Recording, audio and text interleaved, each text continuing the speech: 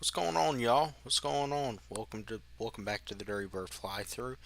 I know it's a little late, man, but didn't want to get on here talk about some of the things that happened this week. Obviously, I was meaning to come on earlier in the week, but just some other things came up. But I do want to talk about some of the signings that the Atlanta Falcons made, and also what the potential, what that could potentially tell about the direction that the Atlanta Falcons are looking to go in this year. But hey, man, first and foremost, make sure y'all hit that like button. Make sure y'all subscribe.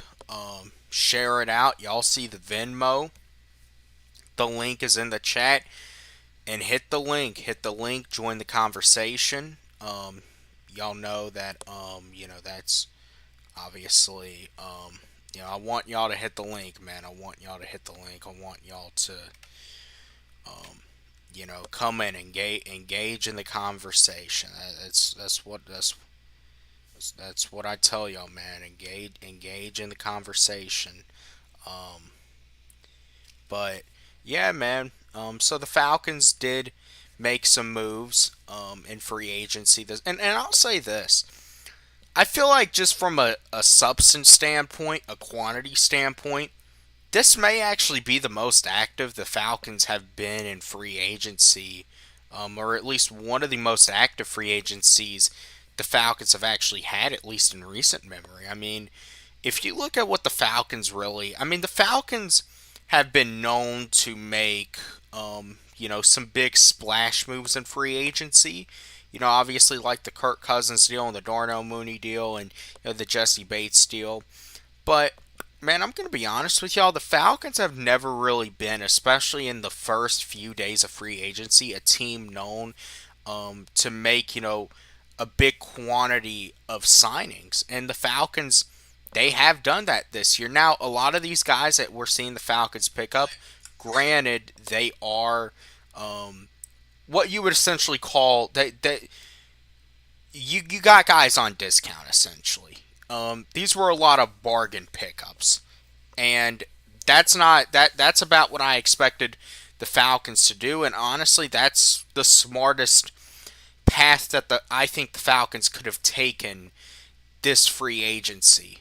Um, but man, you know, at, I really think that we're seeing, based on how the Falcons moved about in this first real phase of free agency, which is also the big phase of free agency, we've seen how the Falcons, have moved, and I think it's very indicating how the Falcons view 2026.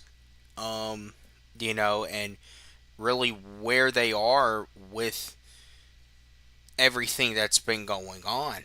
Um, and I think what it boils down to is obviously the Tua signing, was the signing that got a lot of people talking. But when you're looking at, the additions the Falcons have made just in the past few days, yesterday the Falcons signed former Georgia Bulldog Azeez Ojulari, um, formerly of the Philadelphia Eagles and New York Giants. He came into the league in 2021 and um, started off his career relatively good, man. He actually came in as a rookie, had a 8 sack season. Um, you know, had a 5.5 sack season in 2022, 6 sack season in 24. Um, didn't really see the field much in Philly last year. But he's definitely shown flashes throughout his career. And one thing that I also think is important to understand is that Azeez Ojulari he's never been a top pass rusher. And that's probably not what he is supposed to be. He probably is at it. Well, it's been proven that he is, at his best when he's a part of a rotation, which we know that's what the Falcons are going to do. They're going to rotate out pass rushers. But and I mean, hell, we even saw it last year. Like a lot of James Pierce's 10.5 sacks came in large part from him being rotated in and out and being able to stay fresh. And that's the advantage you're going to be able to get with an Aziz Ojulari. And I think this is a low risk, but it could provide a very high reward in terms of what he could bring. At still, man, he's still only 25 and he's going to turn 26 before the season, but he's still relatively young. He went to Marietta High School. I mean, he's a hometown kid. And I don't know if people remember, but back at the 2024 trade deadline, the Falcons were actually trying to get Aziz Ojulari, and they almost did end up getting him, but the deal fell through at the last moment. And now they land him without having to give up any draft picks. So, definitely great, great shopping by Ian Cunningham. Right there, man. I gotta give props to Ian Cunningham, man. I really feel like he's done a very good job this free agency period overall in terms of his shopping ability. I'm not a fan of the Tua signing. I've made that clear, but overall, his shopping ability, he has proven to be a very responsible shopper. He understands where this team is and what this team needs to do right now. And the Falcons are not in a position right now, per se, to be going all in 2026. Now, Ian Cunningham could have easily have restructured some deals and just handed out some extensions and easily could have gotten the Falcons to 50 or 60 million in cap space, but he chose to like he said in his press conference, he wasn't going to jeopardize the long-term future of the team for a little glimpse of short-term a little short-term success. Essentially, he's not gonna jeopardize long-term health just for a nice little night out at the bar that isn't guaranteed to repeat itself year after year if you go in the direction of where he could have gone, man. So he's really adding a lot of good solid pieces up in here when you look at Aziz Ojulari, what he could bring. But he's not the only one. It was announced today that the Falcons are bringing in Samson Ebukam from the Indianapolis Colts. He is, he's a veteran. He was drafted by the Rams in 2017. Spent his first 4 years there. Then play for the 49ers for a couple of years. He's played with the Colts the last 3 years. And I could be wrong, but actually I'm not.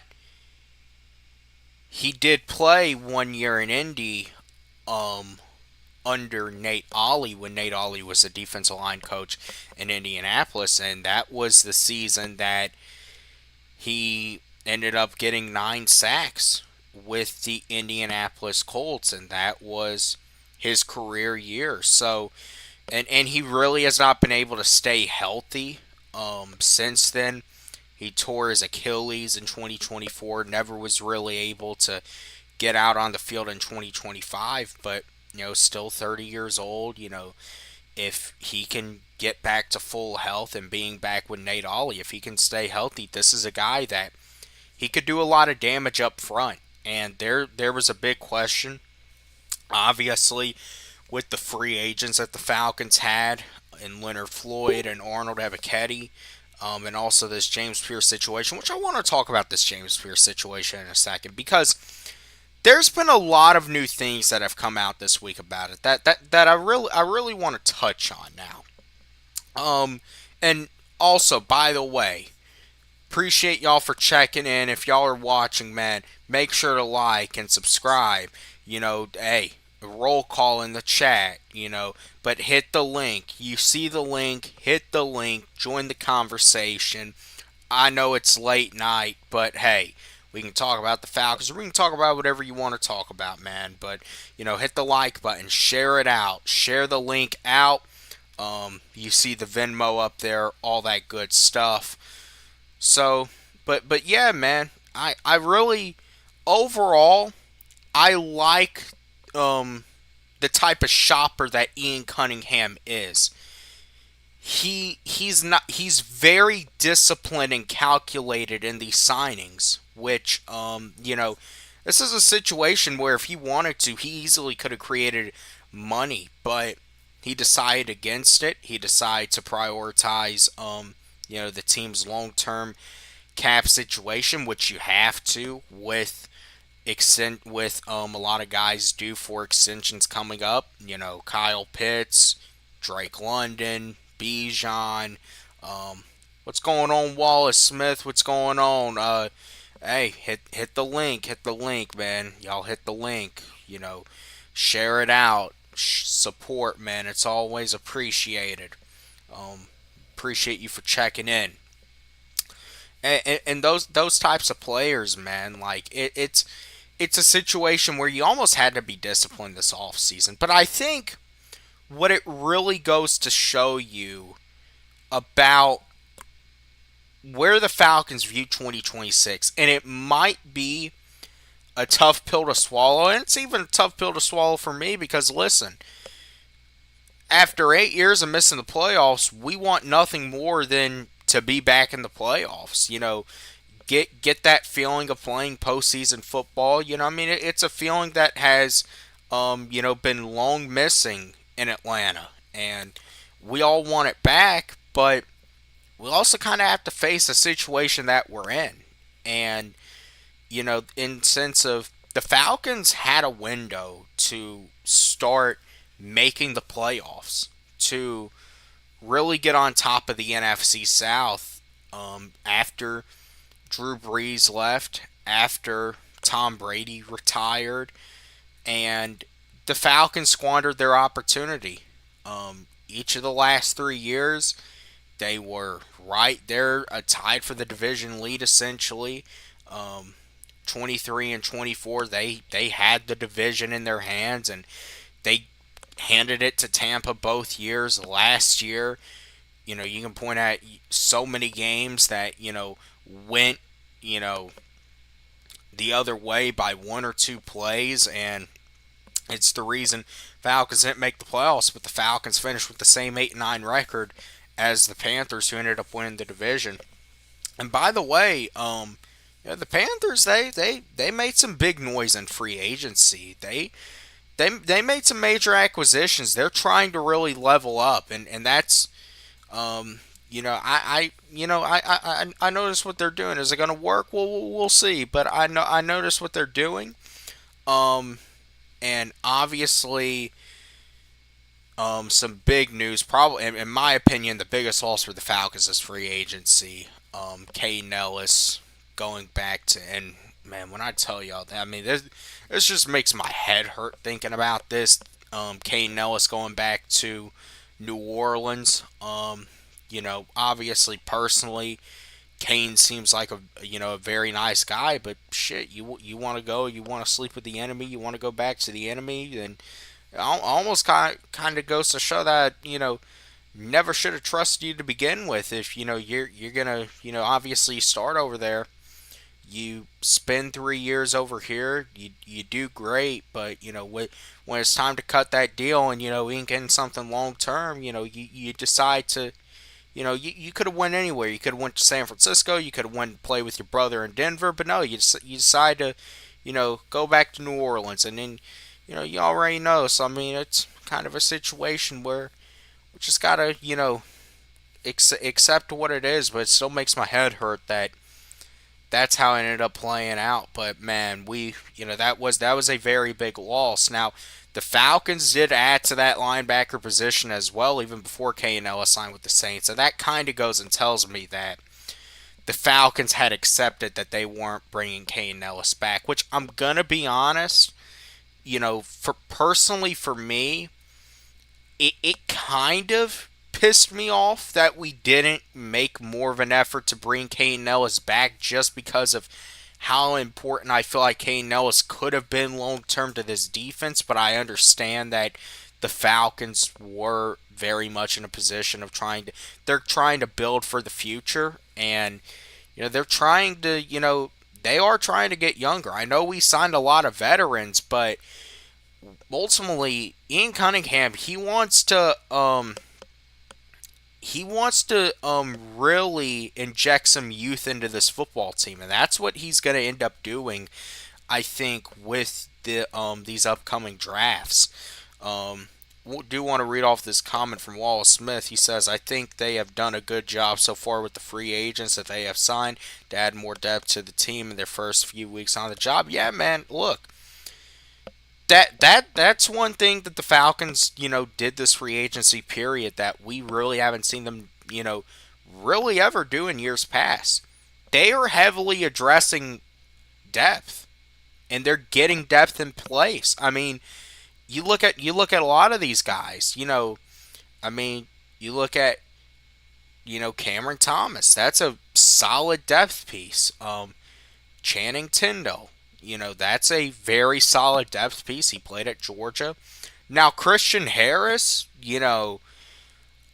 I would honestly believe that at this point, he's probably going to be at least in competition to, have a starting linebacker role. Now, one thing about Jeff Ulbrich, and we saw him do it last year with Divine Diablo, is he was able to, really take Divine Diablo under his wing, and it turned out to be a very good deal for the Falcons. Diablo turned into arguably our most important player on defense. It could also be a lot of the reason the Falcons maybe didn't prioritize bringing Kane Ellis back, because Divine Diablo will be due for a new contract. Coming up, this is the final year of his deal. He signed a 2-year deal, so you definitely want to keep him around with all the special things that he can do.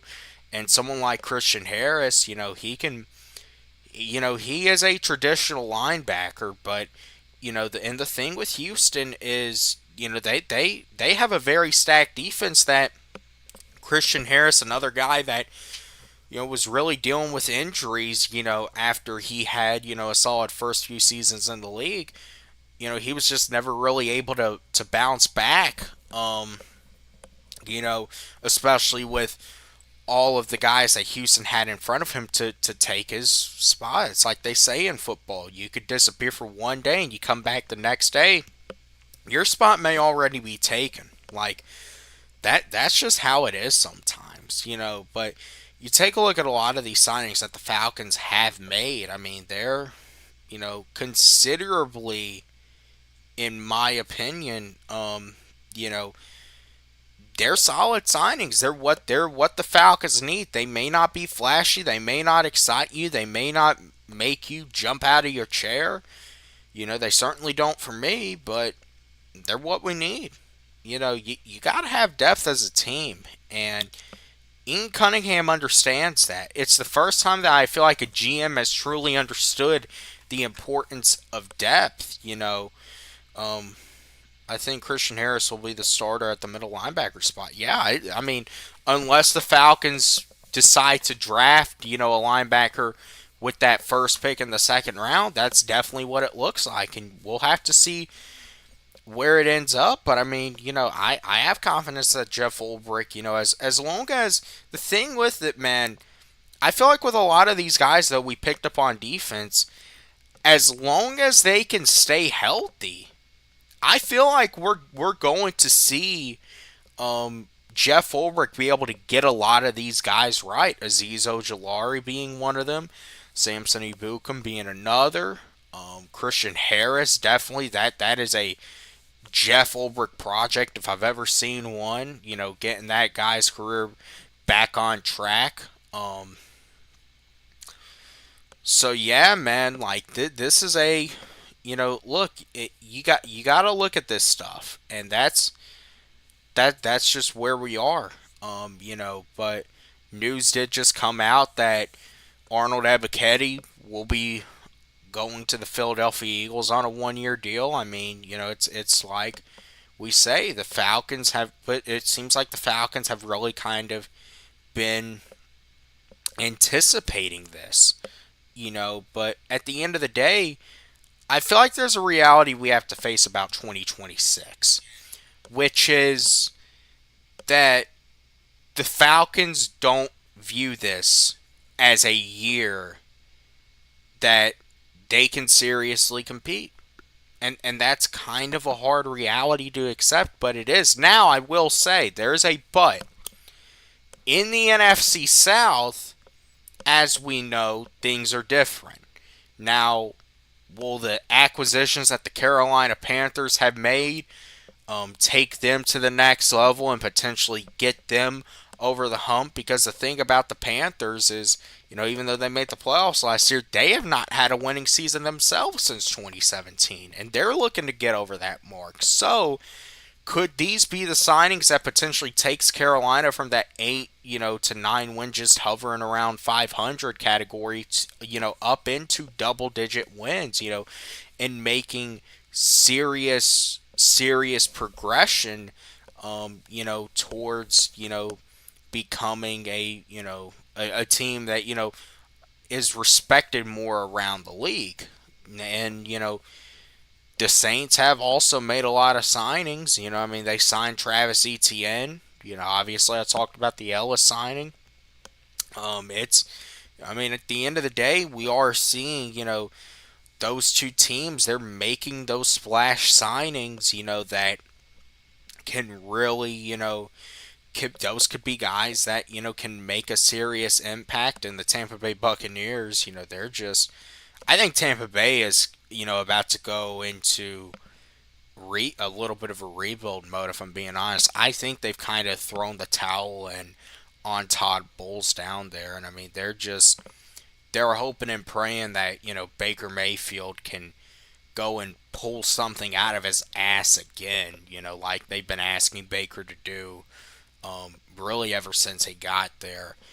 But man, with losing Mike Evans and the other guys that they've lost, and I mean they, outside of signing Kenneth Gainwell, they haven't really done anything major. So I mean, at the end of the day, I don't really think Tampa's even much of a threat, or at least as big of a threat as they've been in years past. Because I mean, losing Mike Evans is very big, and I mean, we saw the Bucks. We saw the Bucks play last year in a large part of the season without him, and they struggled a lot. And even when he got back, he still wasn't enough to fix their issues. So yeah, I mean, that's just, you gotta look at this type of stuff, man.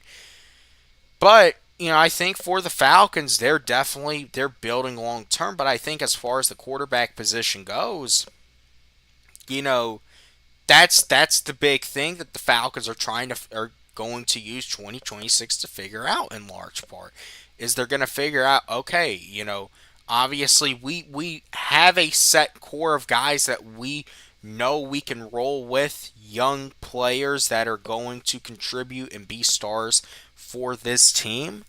But we also, we still need to figure out, okay, who fits in here, who fits in there. But of course, the big question's about quarterback. And is it going to be Michael Penix? Is there any possibility it's going to be Tua? I'm going to tell y'all right now, it's not. Tua is not going to be the quarterback. He's not going to be the answer. Tua is trying to, really, in my opinion, I told y'all this on the other stream. Tua should have went somewhere like L.A.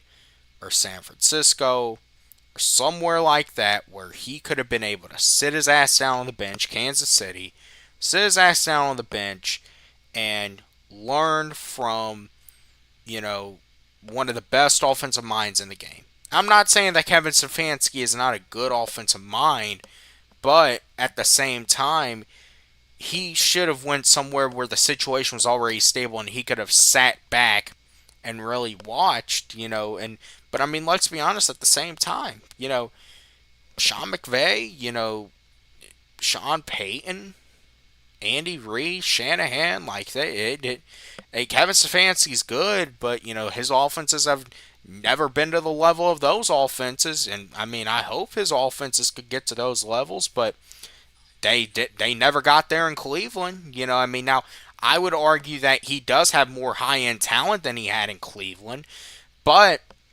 at the same time, man, you just really got to think, especially coming into a new situation.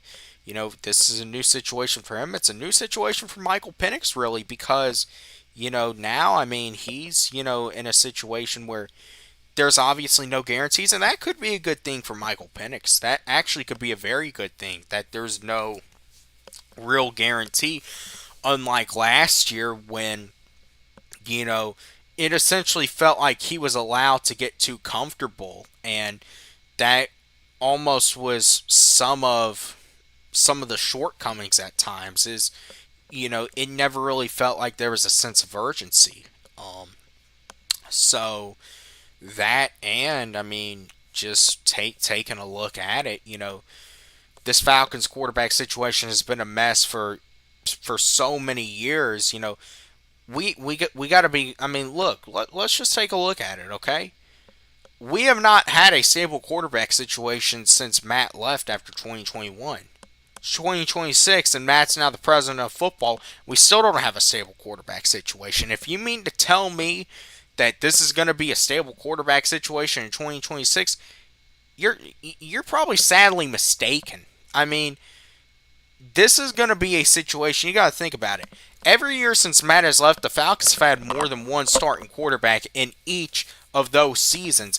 And this is probably getting ready to be another season where, for all we know, it could be a flip-flop between Tua and Penix. And I'm telling y'all, if that's what is going to be the case, Falcons probably aren't making the playoffs again next year. If that's what you're going to roll with. And now, obviously, the Falcons are going to hope that, one guy is able to stick.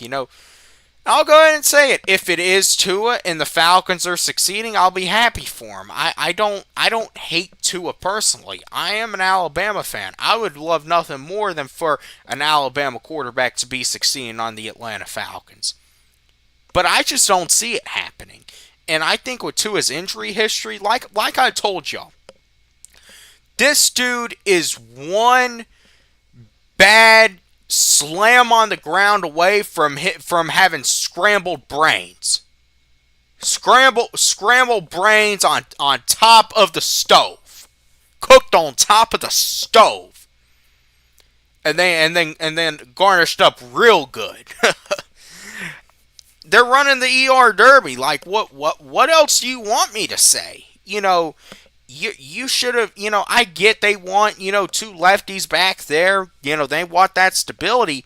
But at the end of the day, man, y'all got to face it. Like, you had to get someone stable back there. Someone who, I mean, at least could have provided a little bit more of, a mentoring to Michael Penix. If Michael Penix really is in this team's long-term plans. I don't, man, I'm going to tell y'all, Tua's not here to mentor. Tua himself needs a mentor. Tua knows nothing about, what does Tua know about mentoring? The right spot on the bench inside that blue tent? That's because that's the most Tua can mentor someone at. And Michael Penix don't really even need that much mentoring on that blue tent. He already has that down pat. So I mean, shit. What else do you want me to say? The quarterback situation is once again going to be the story of the Atlanta Falcons season. Everything around it, is absolutely enough, I think, to win a trash, awful NFC South. But once again, it's going to be the instability at quarterback that could very well cost the Atlanta Falcons. Now, I hope one of these guys sticks. I do. I hope one of them sticks. I think if any one of them is going to stick, it will be Michael Penix at the end of the day. I think that, he could still have what it takes to be the Falcons' long-term quarterback. But I just fear that all the instability around him, it's going to put him in a very tough position. And he's not going to be able to really ever find his footing as a quarterback. You gotta find the right medium with these types of situations. And I think the Falcons have failed to do that. And that's not to the fault of Ian Cunningham and Kevin Stefanski even, for the first part of it, because I mean at the end of the day, they didn't screw this guy's development up. I mean, at the end of the day, the original plan was to bring Michael Penix in and have him sitting for 2 to 3 seasons, and he, by the end of his first season, he was already the starter. And I mean, then because of just how you managed everything, it was an absolute disaster last year. Like you gotta look at these things and just realize what is actually happening, and how bad of a position the Falcons were put in primarily by Raheem Morris, and his roster management. So yeah, man, like that's it. It's just a tough situation to be in, regardless. But just being honest, the Falcons are once again hoping and praying that one of these quarterbacks sticks. That's what the Falcon season is going to come down to. You want the Falcons winning in 2026. It's going to be all about hoping and praying that this ends up going right with Tua and Michael Penix, and that one of them ends up sticking. Let's say Penix ends up sticking, and Tua is able to sit on the bench in large part and do what he needs to do. But like I said, man, Tua honestly should have went somewhere, you know, like the Rams or somewhere like that. Where, I mean, hell, if he went to the Rams, this might be Matthew Stafford's final year. Like he could have realistically sat there for a year, and if Sean McVay liked what he saw out of him, Tua could have an opportunity to quarterback the Rams starting next year. And I mean, that could, that, hey, you would have been throwing the ball to Puka. You would have been throwing the ball to, I mean, shoot, McVay is the best in the league when it comes to offensive coaches at this point. So yeah, man, like, but I mean, shit, I guess he wanted to, he wanted to play in a dome.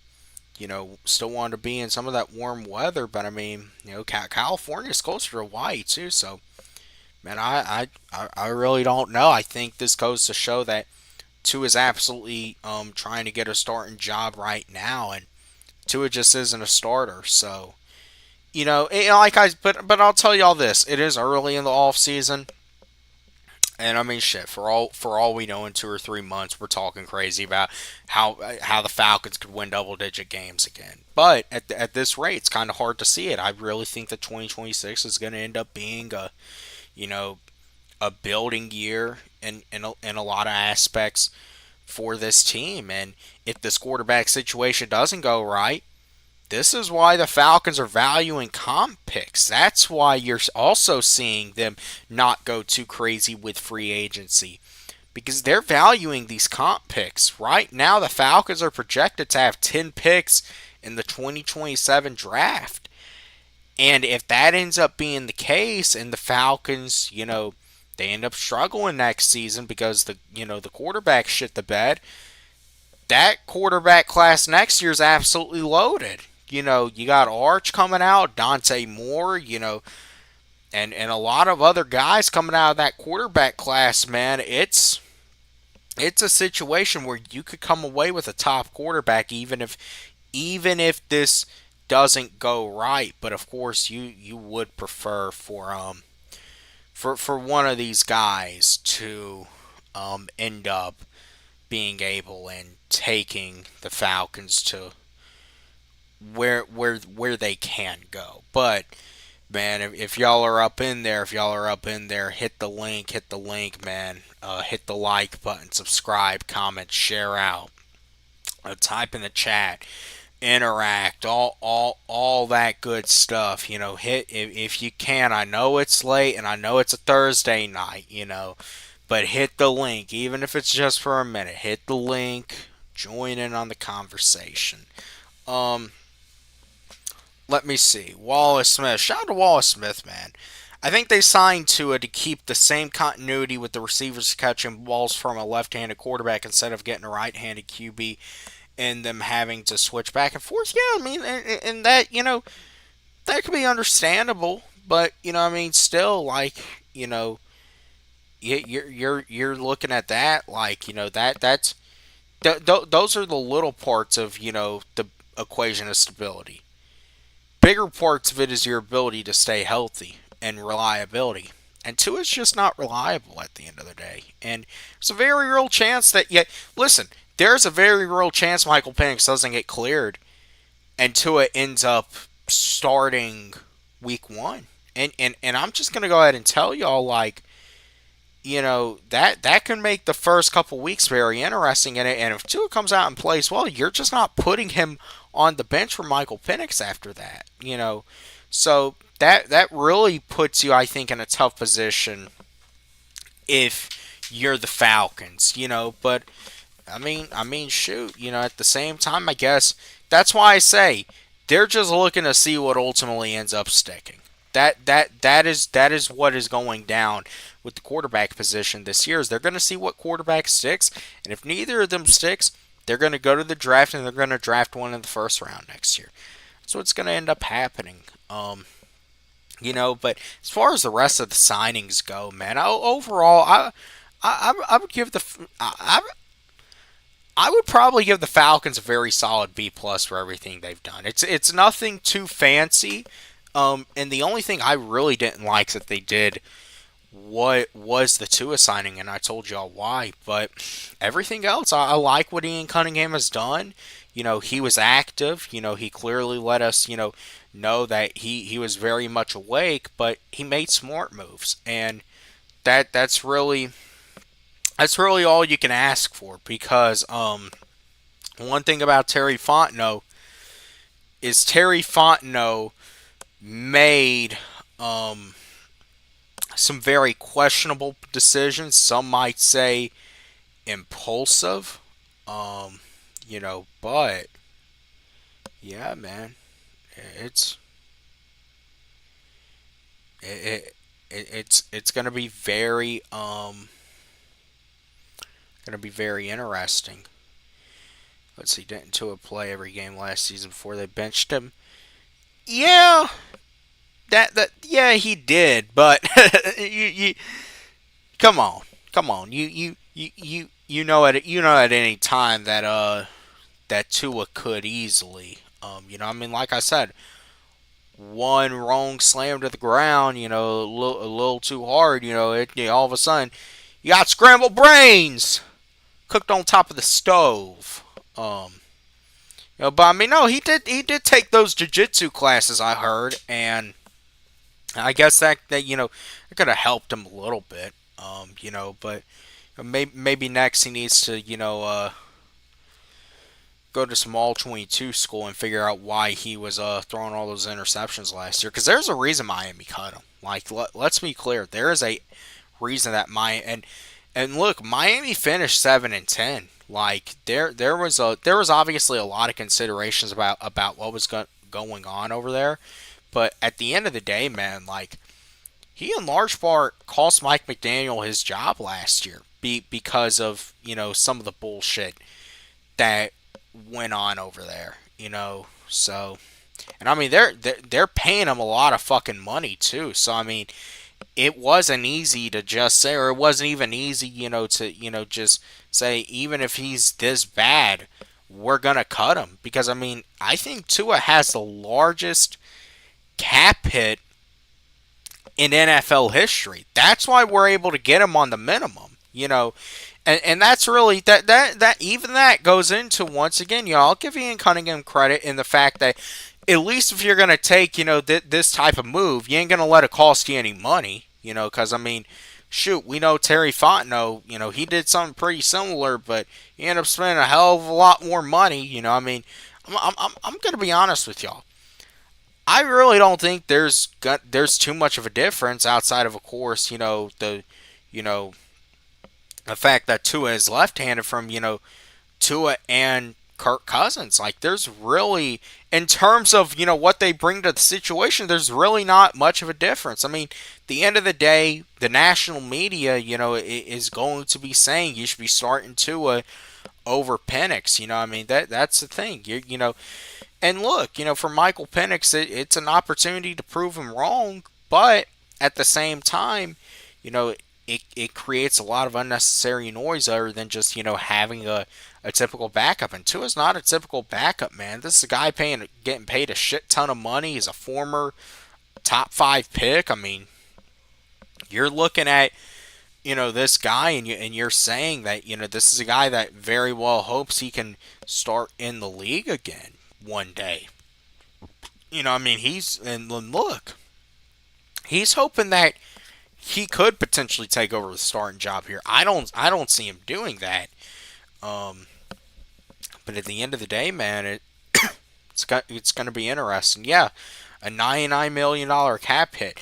That's absolutely crazy. Like that is absolutely crazy that any team would take that to cut any player. But that's what Miami did. So it's either Miami was just they were so desperate to blow shit up over there, and I mean I don't even know how much you can say that because they ended up signing Malik Willis to a nice little deal over there. So I mean, shoot, it's a situation where why would you let Tua go, especially after you made that type of commitment? Why all of a sudden are you willing to take that big of a hit to really let this guy go? I get there could have been a need for a new star, but all I'm saying is it's not just that. That there's reasons that they cut him, and a lot of them could be performance issues. I know that was claimed with a player last year, and that we all kind of knew the real truth about it. But I mean, we saw Tua playing last year, so.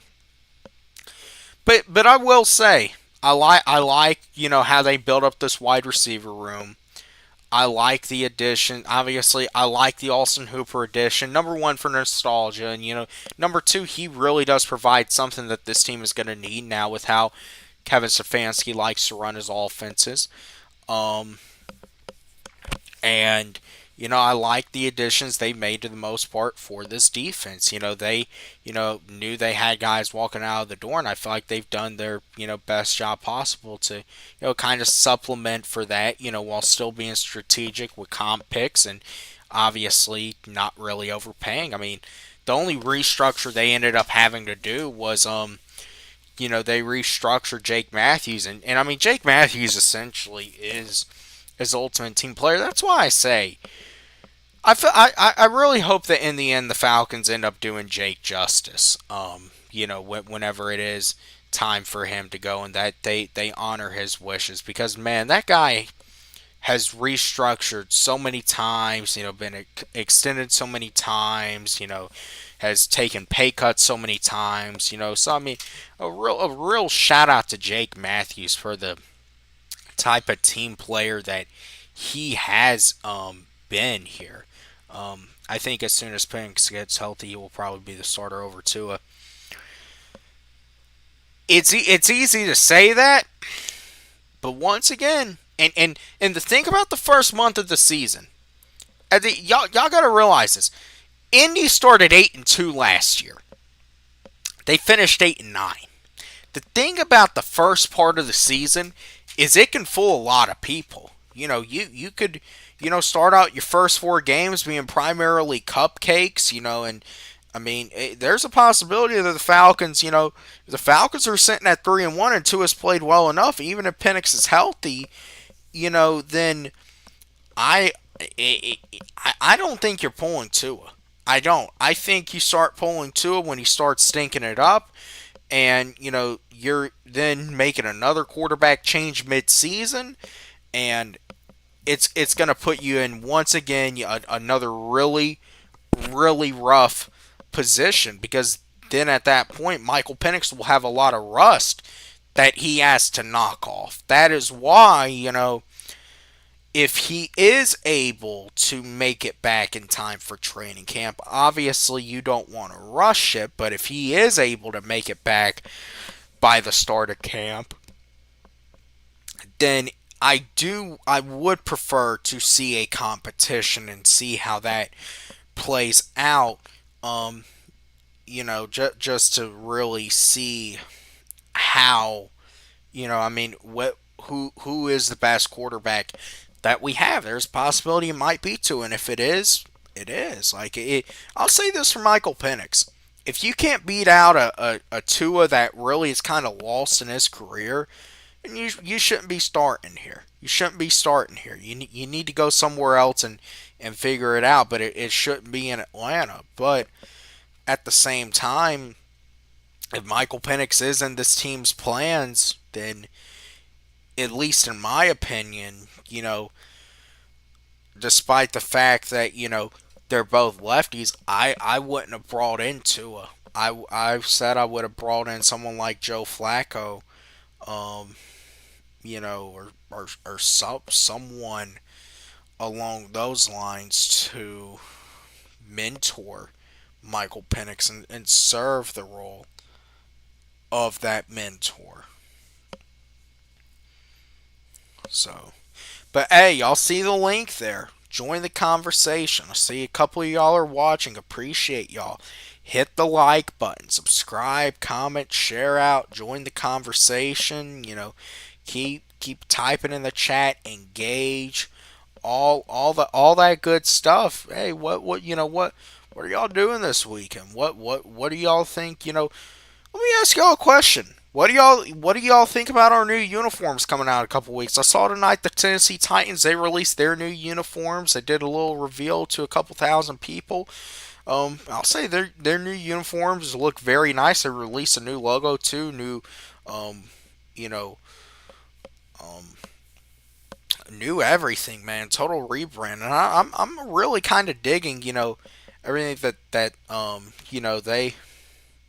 Tennessee did. I really am a fan of how the rebrand looks. So kind of wondering, what the Falcons are going to have in store for us. And it's 3 weeks away, man. So definitely excited for that.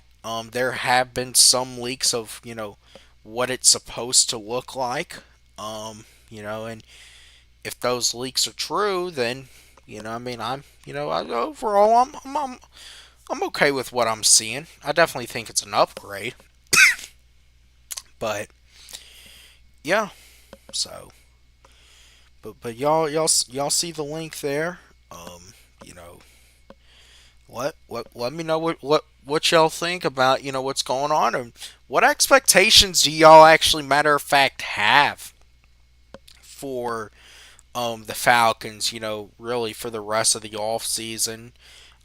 Do you expect them to make any more additions through free agency, any more major additions? And where do you think the Falcons are going in the draft? Y'all let me know, where do y'all think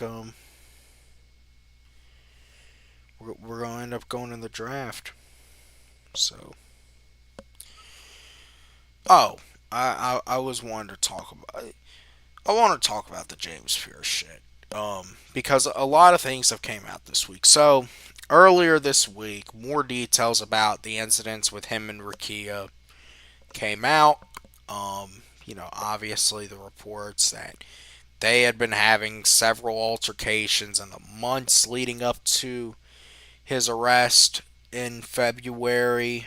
The fact that allegedly, according to her, and I put a big emphasis on allegedly, he threatened to kill her and put a paper bag over her head, and you know, a lot of very, um, you know, damaging things.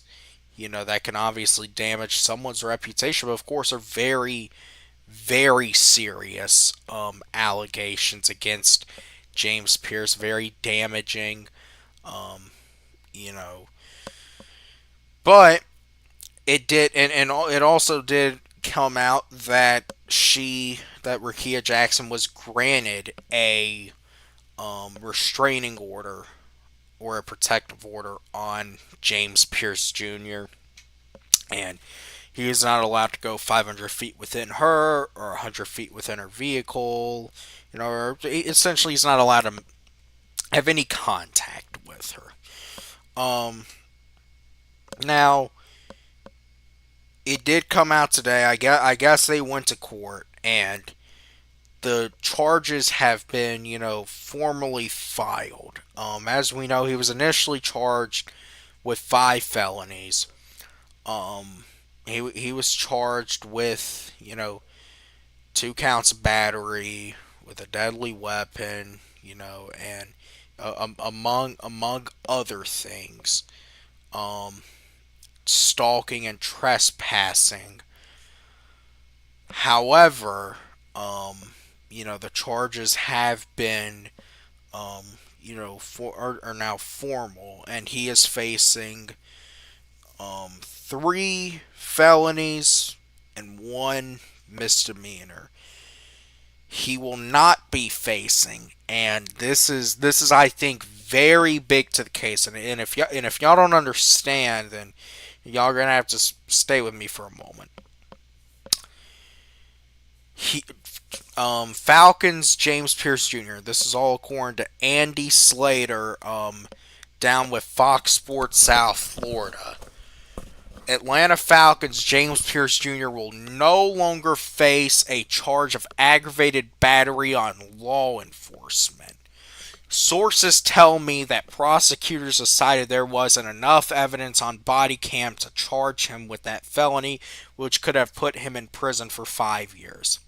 4 other charges were filed: resisting an officer with violence, fleeing, stalking, and aggravated battery with a deadly weapon for allegedly crashing his car into his ex-girlfriend's. Now, I'm not trying to undermine the fact that there are still some charges against him, but the fact that the charge of them essentially trying to say that he tried to run over a police officer, I told y'all this.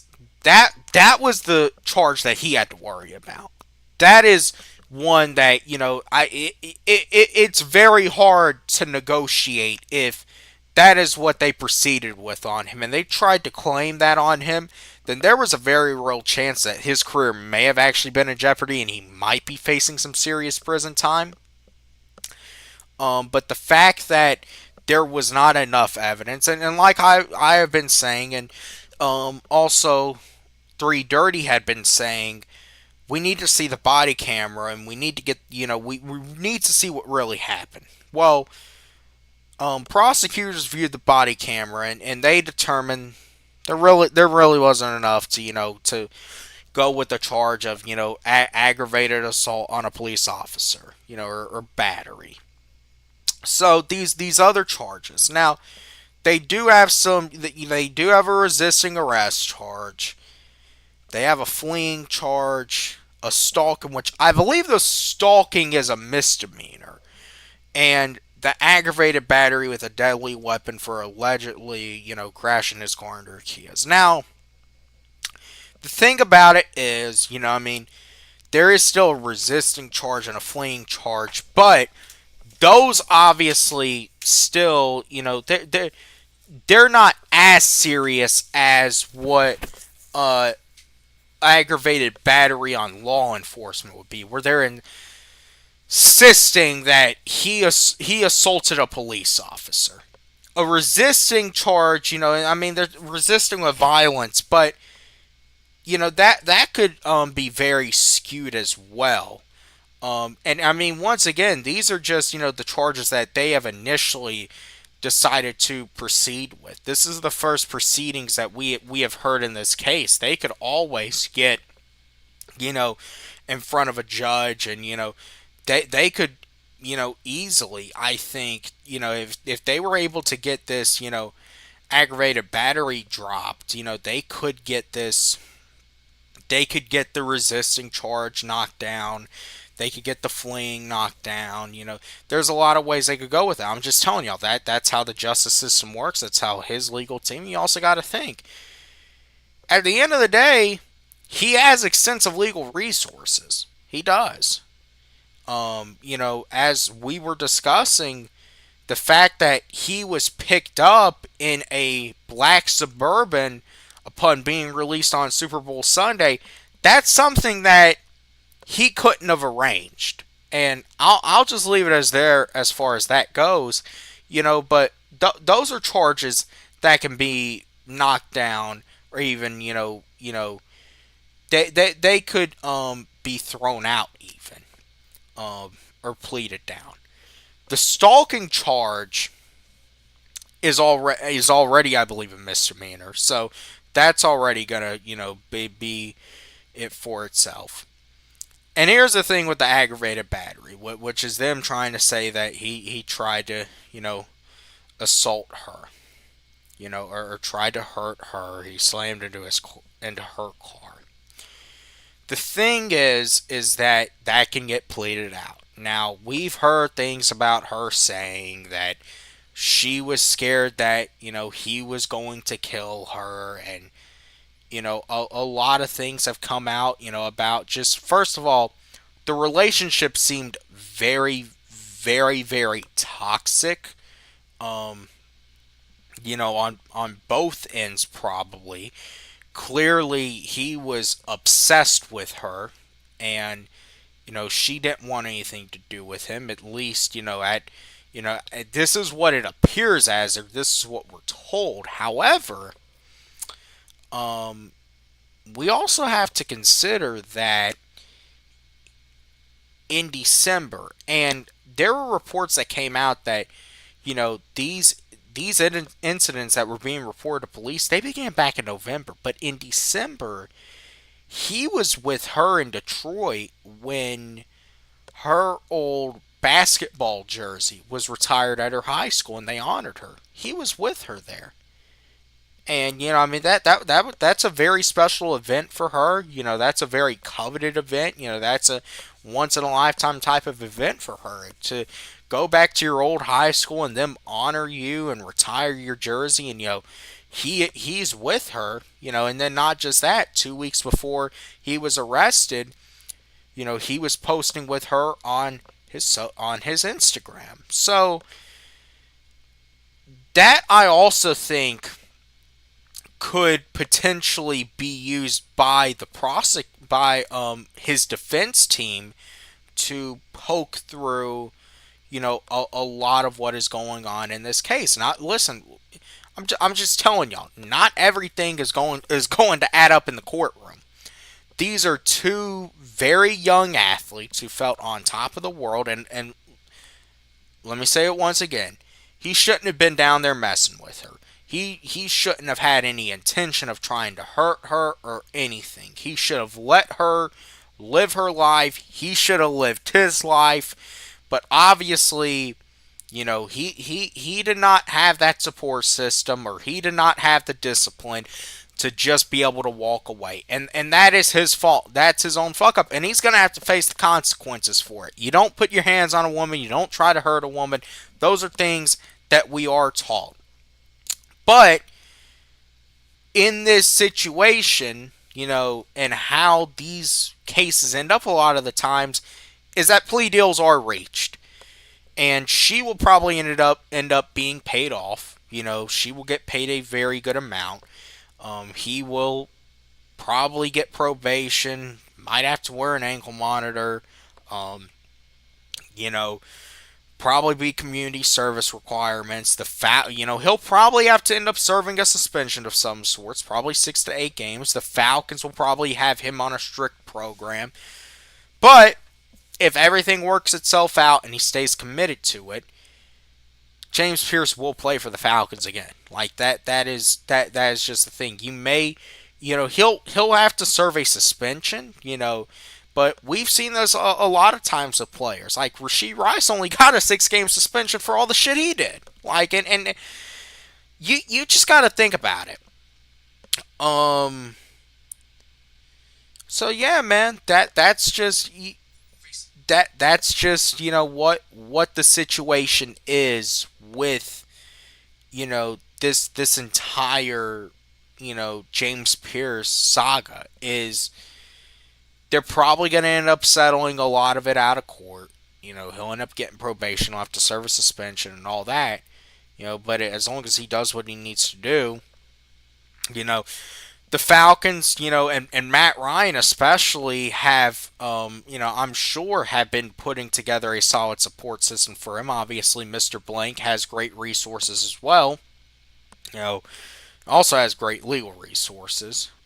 So, I mean, you just got to realize that, look, when you provide value, you know, and this is the thing in life. When you provide value, whether it's fair or not, you know, this is just how the world works. And the NFL is a business. The Atlanta Falcons are a business. Sometimes, you know, if you happen to provide more, then, you know, even when you get in a fucked up situation, you might be more likely to get out of it versus whether you don't provide a whole lot and they'll just leave you high and dry. That's the whole thing. That's what really made Michael Vick look stupid, because the thing with Michael Vick is that if he just came clean to Mr. Blank, then there's a very real likely he would not have ever had to go behind prison. But once again, because he lied, he ended up spending, what was it, 18 months in that prison cell. I mean, that's just how it is. You know, I mean, that's the thing with these young athletes. When, you know, you give them a lot of money, you know, they obviously don't know what to do with it. They're still young, you know, and, you know, obviously a lot of the fame, a lot of the power, you know, sometimes these are the unfortunate situations that you get. That is why the NFL, you know, now we're seeing the NFL is trying to put more effort into, you know, trying to guide these rookies along the right path. But, you know, it can only work so much. But hey, the link is in there. The link is in there, and I know it's late, but if anyone still wants to tap the link, I'll be on here a few more minutes. Y'all want to tap the link, come up and chat, hit the like button, share it out. Venmo's up there.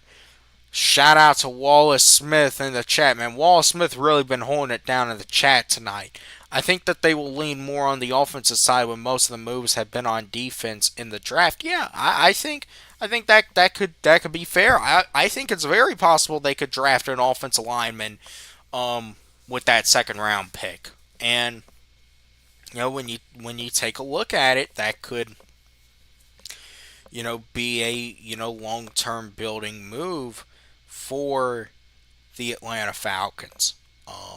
When you really look at where the Falcons are definitely trying to go, and they're trying to obviously build for the future, and, you know, like Ian Cunningham said, they really want to hone in on development. They want to always build long term, and the way that you build long term is